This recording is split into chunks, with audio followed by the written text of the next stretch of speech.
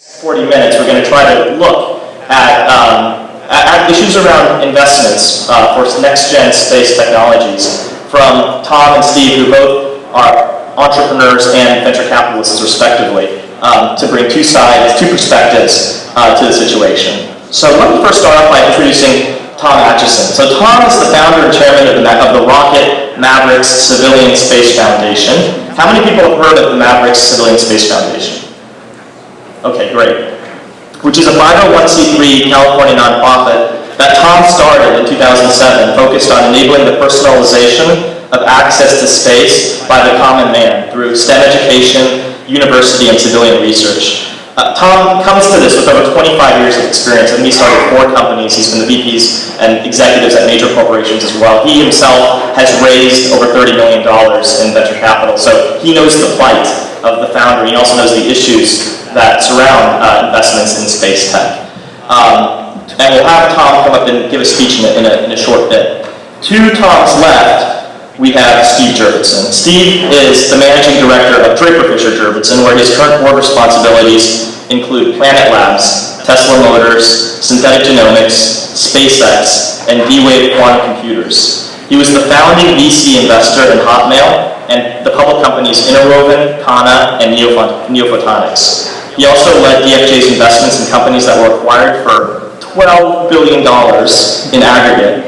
He was recently named Deloitte's Venture Capitalist of the Year and chosen by Forbes as one of the tech's best venture investors by Fortune, and by Fortune as part of their brain trust of top 10 minds. So please join me in welcoming Tom and Steve.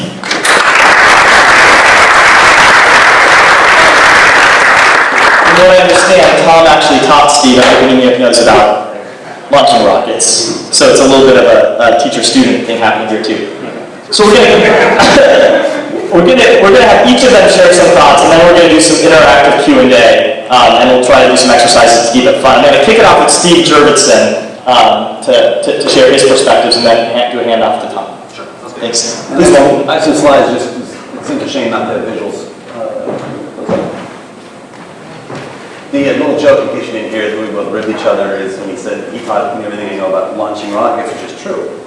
He's my mentor in high-power rocketry. We both joke, not so much getting them back, which is the inside joke, that going up is the easy part. So, as you might imagine, having launched rockets of a increasing scale with Tom and my kids over the last decade, I would have been predisposed to invest in space and rocketry. Right? And so over the last 10 years, I have been open to and met with just about, looked at every business plan that I could in the category, but met with very few, invested in none.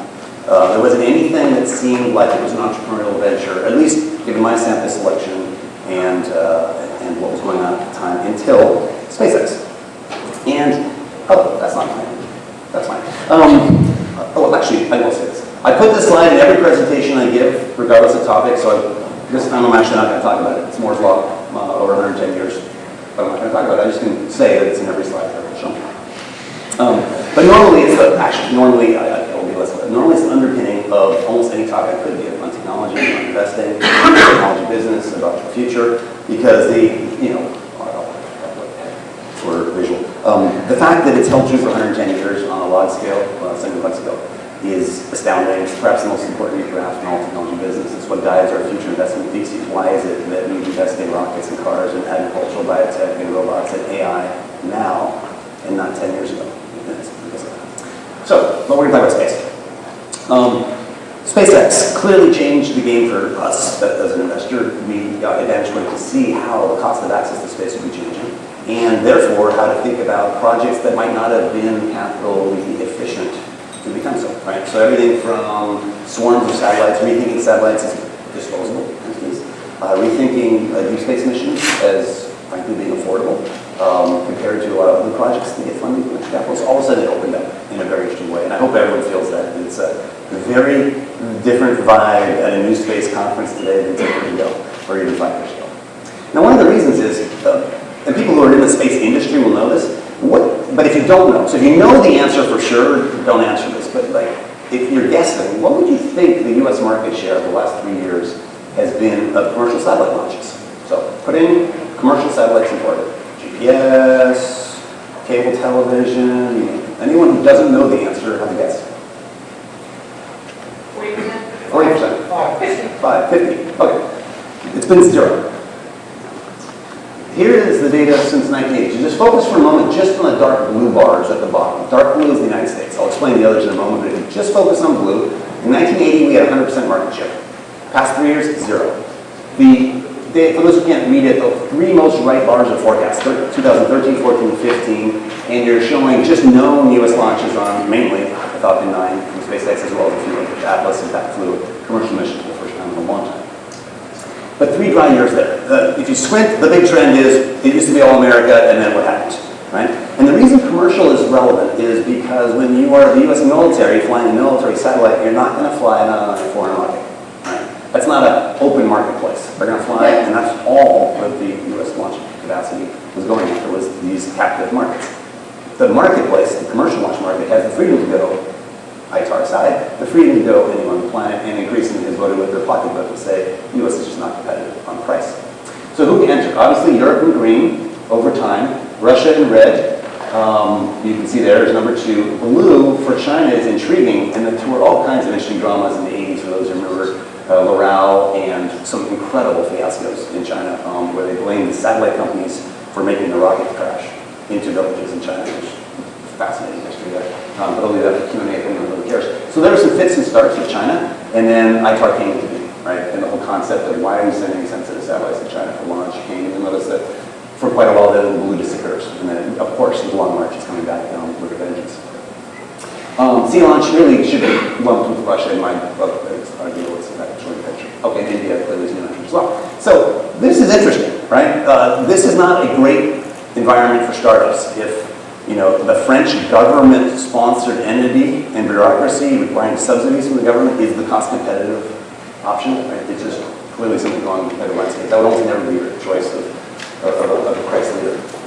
So SpaceX changes. They're hoping to change it quite a bit more. Right? So phase 1 of SpaceX was software engineering has not worked in the aerospace industry, rethinks rocket design, like a software engineer would with modular reuse. Right? Let's use the same motor over and over again, as opposed to a political process that tries to farm out jobs to many states, not because it's evil or corrupt in any way, because the only way to get a law passed in Congress for a multi-billion-dollar acquisition is to spread the wealth. You have to. To spread the wealth means you have these Frankenstein kind of creatures like a shuttle with solids and liquids and a lot of things, making it perhaps the most dangerous thing that's ever flown humans, and probably that ever will. So here's an interesting quote at the top from Sir Arthur Clarke, and I'll read it for those who can't read it. And that's the Grasshopper test vehicle, by the way, in Texas before its first flight. It's a cool photo. I took a little guy there working on it. So he says, Arthur Clarke, escaping from Earth will not always be astronomically expensive. This will come, and then he thought through, what's the cost of locks and kerosene, really, why is it so expensive? He's looking at the reusable, the consumables, if you will. So the key, the most important of all, through the development of reusable boosters, which can be flown for thousands of missions like normal aircraft. Right? Sounds like Elon Musk today. Why should this be any different from aerospace? If you threw away a Boeing 747 after every flight, only weirdos and governments would fly, right? Which is kind of what describes the history of space. What's fascinating is that was Sir Arthur Clarke on July 1969, as Apollo 11 was on its way to the moon. That guy, that's pretty amazing. And no one's done anything about it. I mean, more or less, there have been attempts for reusable rockets, but not really a reusable liquid stage booster in the traditional sense. There have been, of course, radical rethinking of a rocket, vertical takeoff and landing, what have you, that haven't really found out. But no one's really gone hard at it to say, let's make these things reusable. And that would lower the cost 100x more. It's all about software, by the way, for the people here who are not Aero-Astro. Mars needs software, and SpaceX is like biggest hiring needs in software. This is a recruiting event we did at our office, and some of the space artifacts we have in our lobby, which, by the way, for the entrepreneurs here who have any reason to come by, it's open. Just walk in and you can look at stuff from the Apollo missions and such that we keep them. The Falcon Heavy is going to be pretty interesting. That should fly hopefully next year.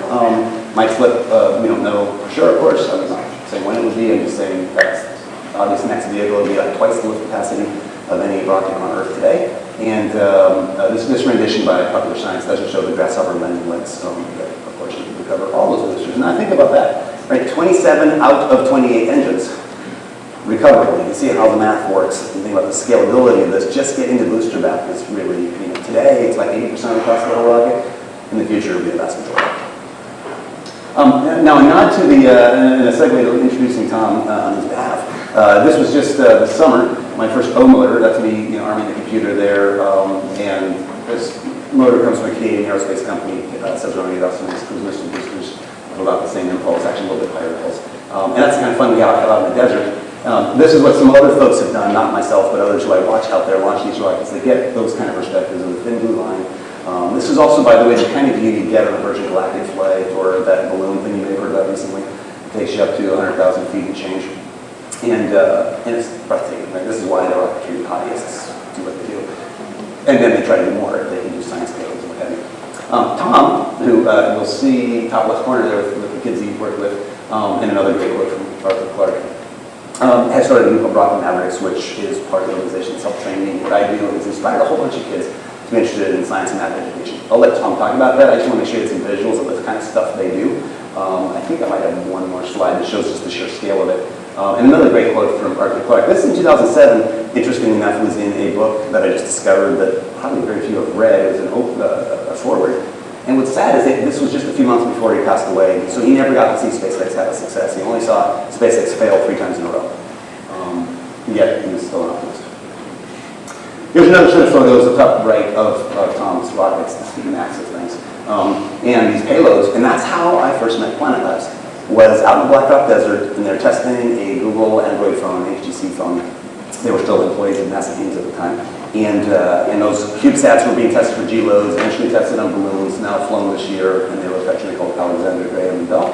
And they showed, symbolically, I think, that a cell phone has more processing power than most satellites up in orbit today, in terms of low power processor and memory. It has amazing accelerometers and sensors. Everyone would talk about, oh, this is a satellite holding their phone up.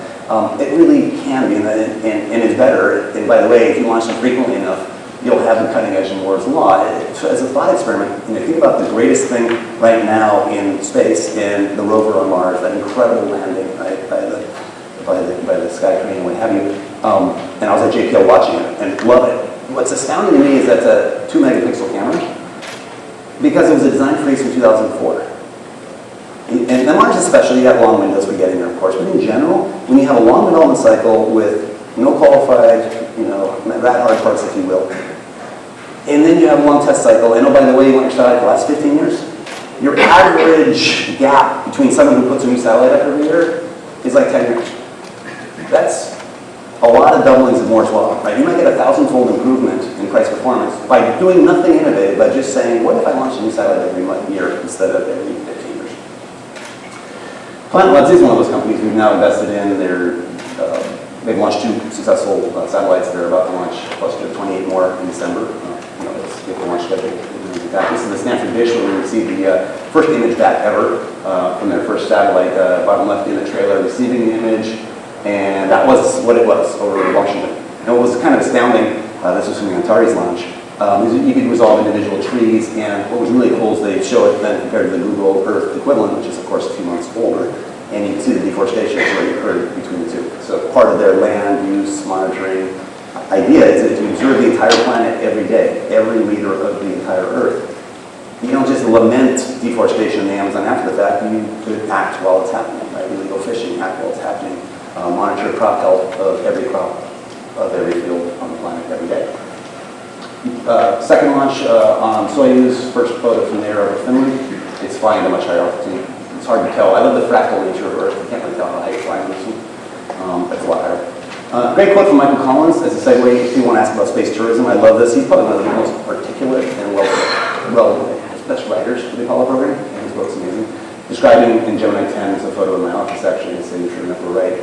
Basically, the best view humans ever had, gliding across the world in total silence, absolute smoothness, and motionless, stately grace, which makes me feel godlike as I stand erect sideways in my sideways chariot cruising the sky, the vessel on the side and sort of like on the porch, as I said. Just loving it and wishing it a camera. He goes on to say, God, if I only had photos, like I can bring a camera. It's kind of like the average tourist's lament after doing something amazing like that. Other people have brought cameras, right? Don Pettit, who was the first person to walk into a SpaceX capsule, took this amazing composite view. I've enhanced it quite a bit because I like this version of it where you can see the Soyuz craft in his photo, more natural to the visual, they're sort of silhouettes. Free back. Well, Yeah. Oh wow, it's more than I expected. I'll talk slower. Anyway, it's amazing. You see the starfield going in the background like rain and the amber glow of city lights and the flashes of lightning bolts as he goes around the Earth. And an amazing photography, you know, his lens, he has time to hang out in the cupola, and well, I guess it's over.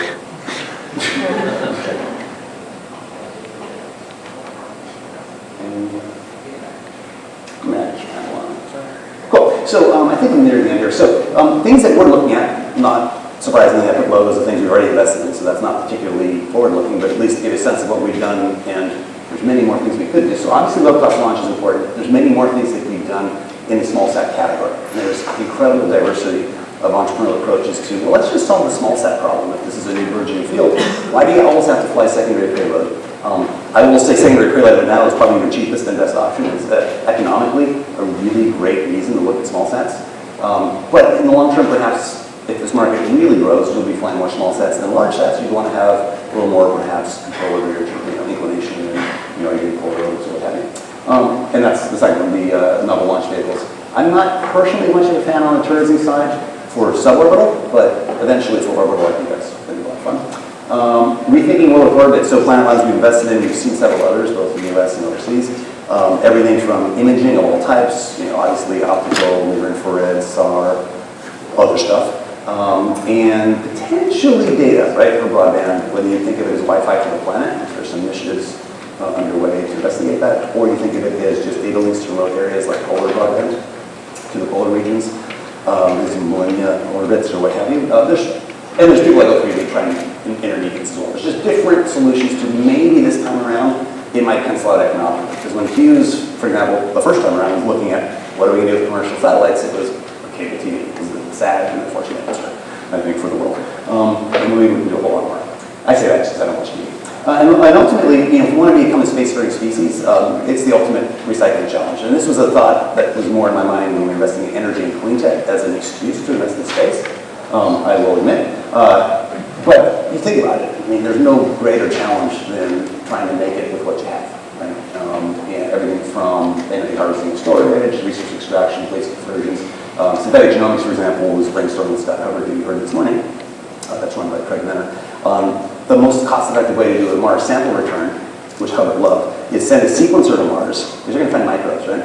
Sequence them locally, beam the data, instantiate the living creature on Earth, whether it was living or dead on Mars, and have it be a free-form, reproducing organism on Earth. That is provably, every step of that has been proved by synthetic genomics, and except for is the life on Mars sequenceable? Well, first, is it there? How do you get it? How do you sequence it? Those are, of course, the big astrobiology questions. But if you were to find it, shooting it back with a rocket is probably not the best way to get back to Earth.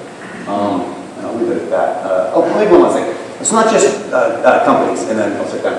This is Rusty Schweikart, Apollo 9, first Apollo EVA guy, who has started the V612 Foundation, right, to try to protect the Earth from near-Earth objects and asteroids. And this is meteor crater with my son, and a little cute quote from the lunch run at the top.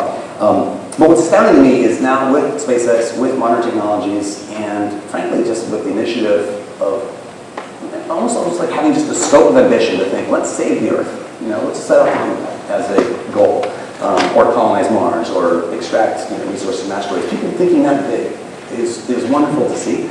In this case, the cost to put a heliocentric deep space satellite around the orbit, around the sun, near Venus orbit, build a satellite, run the data network, detect all possible threats to Earth for the next 100 years, except for the really deep ones. But anything that's really within the, I shouldn't say all, especially 99.9. Total cost is less than the new wing of the Asian Art Museum in San Francisco. So you can protect those artifacts or protect all the artifacts. Is the way I look at it. So I'm going to donate to that. And I'll do that. This is just a visual where they put it right there.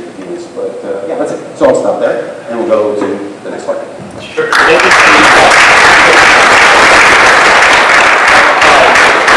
I'm going to transition now to Tom Atchison.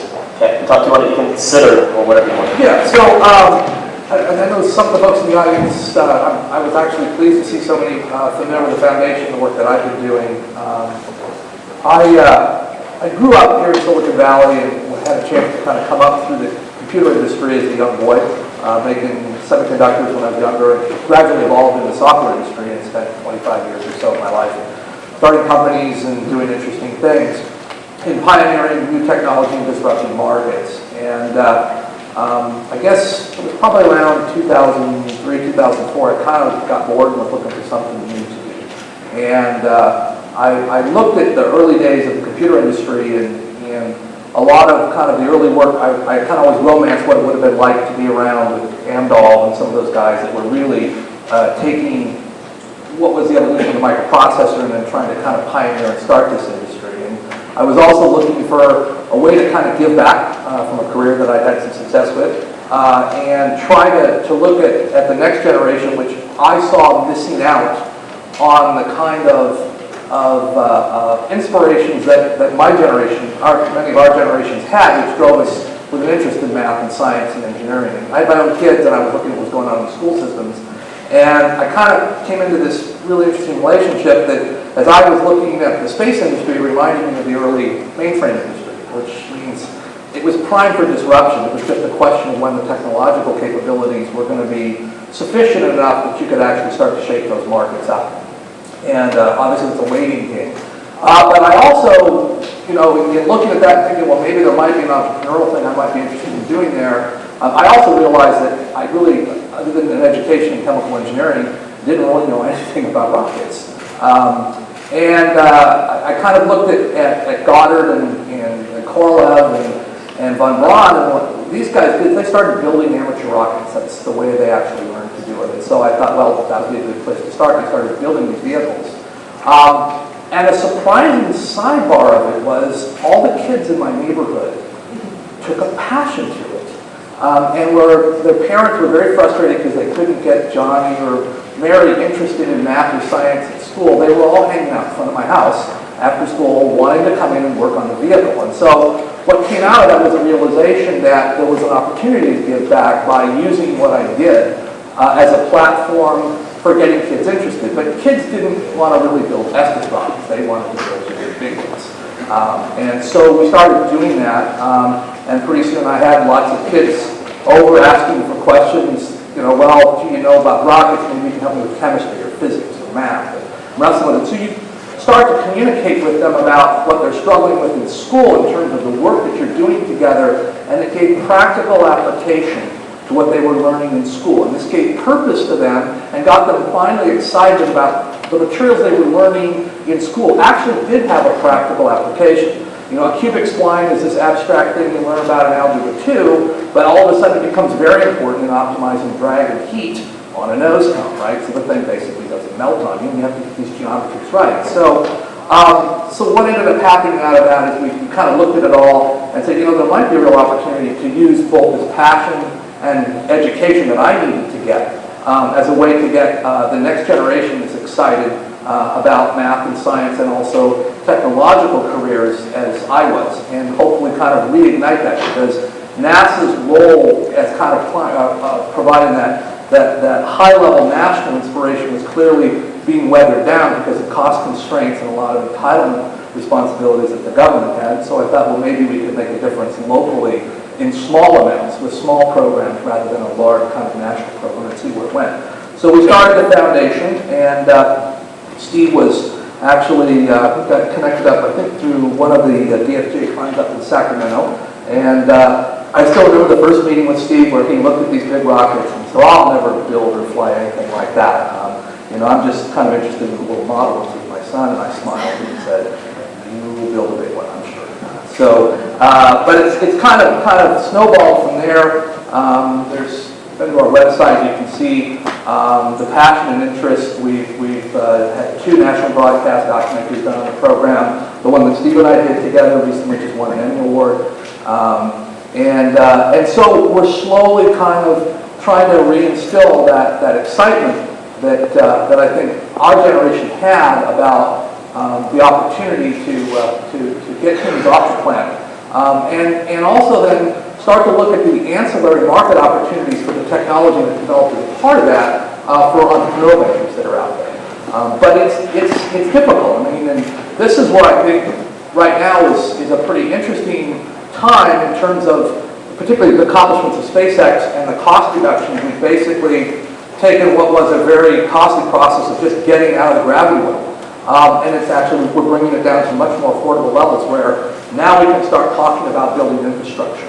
right? And we can start talking about new types of capabilities that we might do on orbit for improving communication. Small sats are one of this as well. And so having an entrepreneurial side of my career as well, it also gives me a chance to give back by trying to help,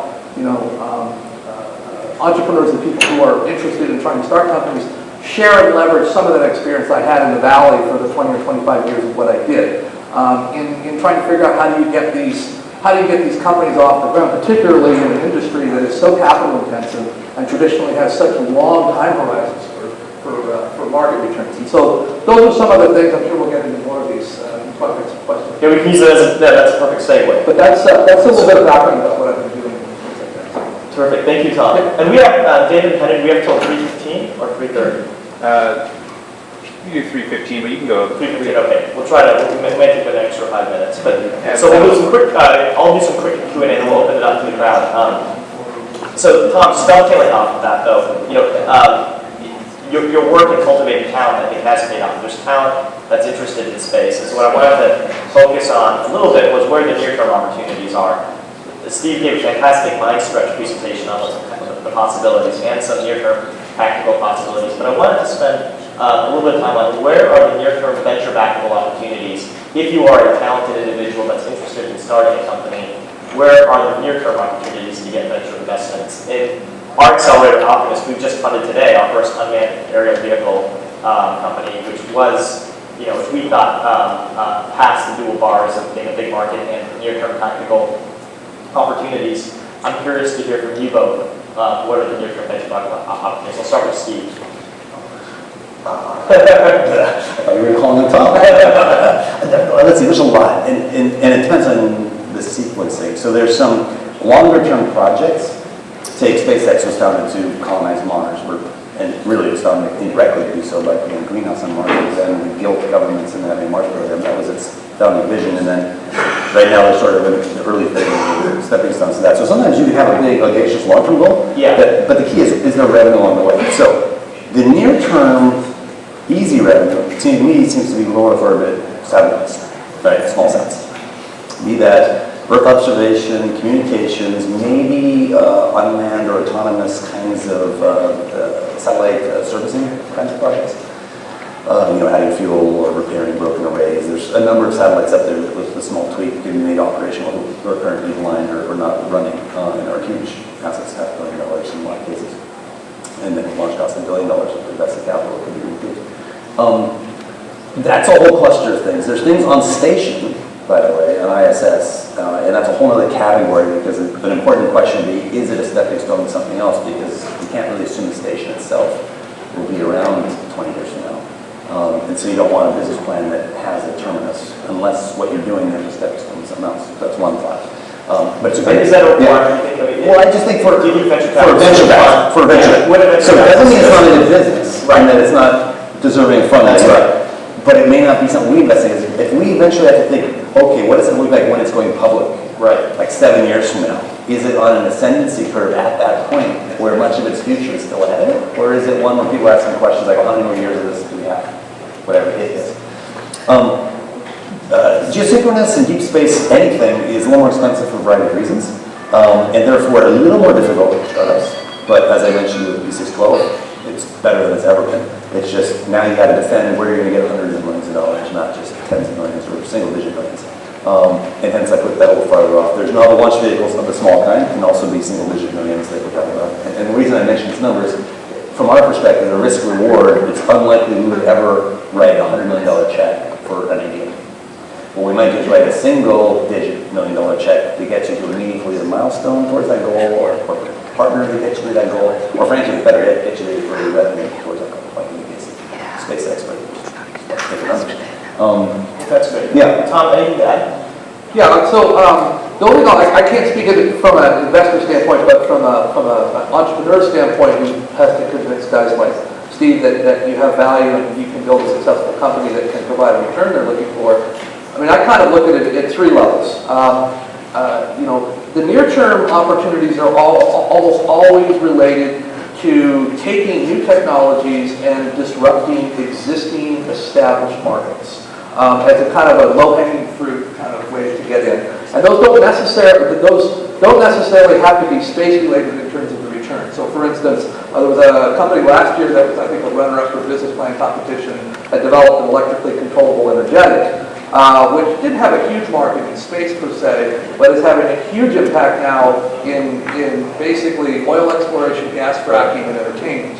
Right? And so there's these ancillary markets, which is where you end up making your money, but your initial technological development funding that you might get from Steve is there. So it's about disrupting markets first. I think kind of middle stage opportunities that will come out. The real money in space has always been about servicing information needs, whether it's entertainment or strategic information assets. So I think even Planet Labs, I mean basically, and Skybox, they're all looking at providing information services because of the high ground and the visibility and remote sensing capability. Right? That would be the second one that I think that would be market. That is after that. Yeah, that makes sense. I want to open it up just because we have limited time. And what I would like to do is, if there's anybody, rather than doing a standard superficial Q&A, I want to try an experiment, which is if somebody has a situation that they want to post, to come up onto that seat and succinctly in 30 seconds, just describe what the situation is. I want these guys to ask you questions, and then they'll give you feedback on the answer to that question. So if anybody has a situation, this is like any good entrepreneurship, no risk, no return. So if people want to take a risk, they can. If there's not, we can do standard Q&A as well. But does anybody want to go on the hot seat and pose a situation that they're actually wrestling with right now? This is a situation, yeah. And we can, okay. And who else is interested? That way I just have a calibration of anybody else who wants to be on deck. Okay, we'll put you on deck, and then if you'll be on deck after that. But you can just wait to be on deck. Okay, so the way this will work is we're going to keep it succinct and tight, which is, Dennis? Yes. So that's just 30 seconds you can describe the situation. I'm going to have these guys ask you questions, and then they'll try to give feedback to the situation at hand. Does that make sense? Cool. Okay. Steve, Tom, we have a new venture that we've come up with called Raptor Space Services. Basically to move CubeSats from their undesirable orbits that they get now with secondary payloads to a more desirable orbit, and more of them at a time.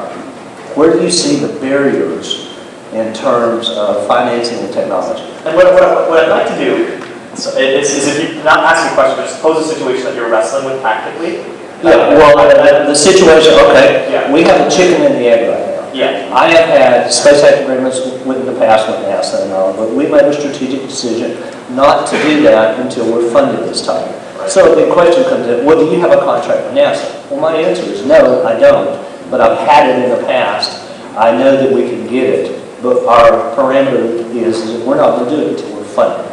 But we can give you and Tom and anybody else the confidence that we have those people. How do you get past? So do you need the NASA arrangement, or given that small sats and the potential that are many, but everything academic to operate small sats, Planet Labs and others, in that case they may not want to go higher orbits, but still, do you need to go to the NASA? Is there any reason No, to we go go commercial straight out? Oh, we go commercial straight out, but we're going to the space station initially because right now NASA's giving a free ride for the first launch in the trunk of a Dragon. Thank you. I'm going to have these guys ask rapid questions just for a second. Any other questions before we give feedback? Part of what I want you guys to get at then is to understand the questions that these guys have, because there's insight to that for the real life situations, and then feedback. Any other questions for Dennis? I think I understand. I understand what he's asking. And we have 43 customers right now. Right, we'll move to straight feedback then. Any quick feedback to Dennis? So, I mean, as an entrepreneur, my feedback is really focused on trying to basically find early customers that can either prepay some revenue. I mean, basically you want to show some sort of customer traction that you can take to an investor, right? Which we have. Right. So that will help tremendously on that. And then the other question just becomes the technical risk of the platform, right? In other words, that's what's, I think, Especially if there's energetics or anything on board that you're using them to. Absolutely not. Okay, so if you could ride piggyback on the cargo, or by the mission, right, or SpaceX, and I'm assuming you would have naturally spoken to nanoracks and say, well, you've got, and you know the customers who would love to get into a different orbital insertion. So does it become, well, this question, maybe it's a regulatory thing. This is when you launch from station and you're in that orbit to change orbit to go higher. That's correct. Is the challenge, well, that could be, is it the regulatory challenge that you're wrestling with? Because I don't see the barrier, but for... No, it's the chicken and the egg thing that we made a strategic decision not to solicit a lot of funds from our customers because there's been so many people that have solicited funds in that manner in the past and haven't. But are there any of those? Then we'll see my feedback. I think, I would just say, try to find one that, or two, or 10, that would love the orbit that the Access can draw you into. And if you didn't lift them, they'd still be okay. But if you lifted them, they'd be better, and then they have very little to lose. Yep. Okay. Thank you, Dennis. Thank you. That's a little too important. Okay. We're on that. So we're going to do one more. And again, so 30 seconds, same situation, and then before these guys give feedback, we'll just do quick questions, and then we'll do feedback. Okay. And what's your name? Tom. Paul. Go for Paul. So my question is, how can someone... So the situation. So the situation, well, I was going to say that. So the standpoint, in a situation, how can someone create Earth-based and bound products for promotion of space, products that are functionable in space, and thereby bring benefit to the space industry, and yet captivate the interests of the world? And is there a specific situation here, Paul? The situation... Can you give the details of what's actually happening? The space-based products, so products designed for use in space, Yeah. but to be marketed to the general populace. But is this something that you're wrestling? Are you? Yeah. Can you give the context? Do you have a company that you're doing this in? It's being formed, so I don't know if I can give the details on it. Okay. So, but specifically creating products for use in space and then marketing them on Earth, which promotes space. And I'm wondering the situation how to... Is it like there was, Marketing company. pizza delivery to space? But not a gimmick, products designed for space. It could be a gimmick, it could be for entertainment and the arts, but also we have actual real products you actually can sell if you want. Yeah, products usable in space. Right, but is the linkage, I think it's cool to buy the terrestrial version because I know something like this has been in space, or is it that something you did in space is brought back to Earth and is somehow infusing the product you're selling? Did in space. It would be space equivalents of everyday products. Designed for space use. You do a space toilet, I know that you want that. So the standpoint being how it promoted and benefit the industry. Marketing I'm having trouble getting my teeth on this.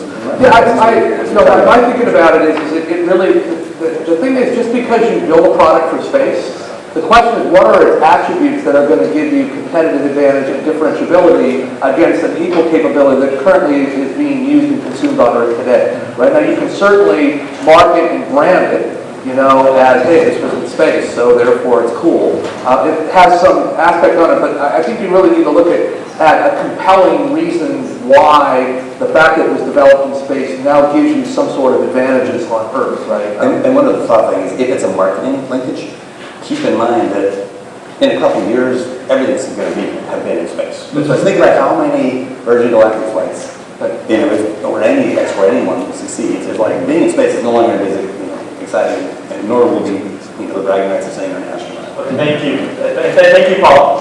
Thank you, guys. I'm sorry I have to cut it off to be vigilant on the time. Thank you for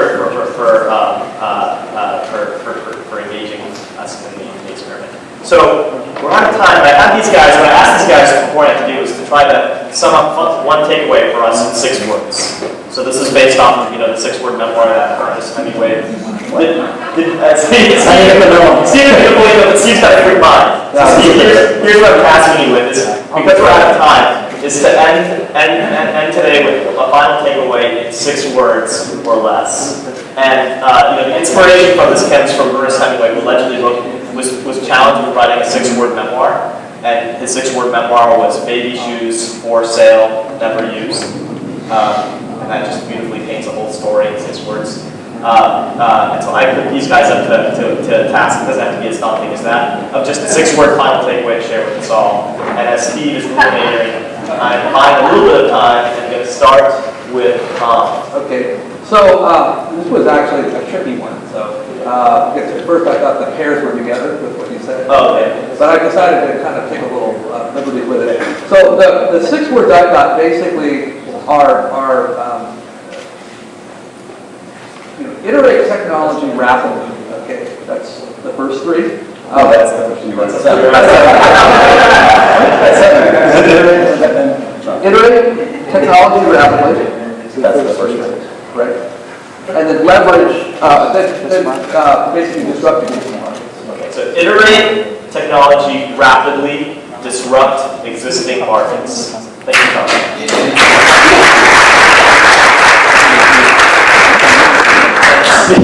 Steve, 6 words. Well, first one I thought was change the world is not enough. And second one I thought that I better explore the frontiers of the unknown. Explore the frontiers of the unknown.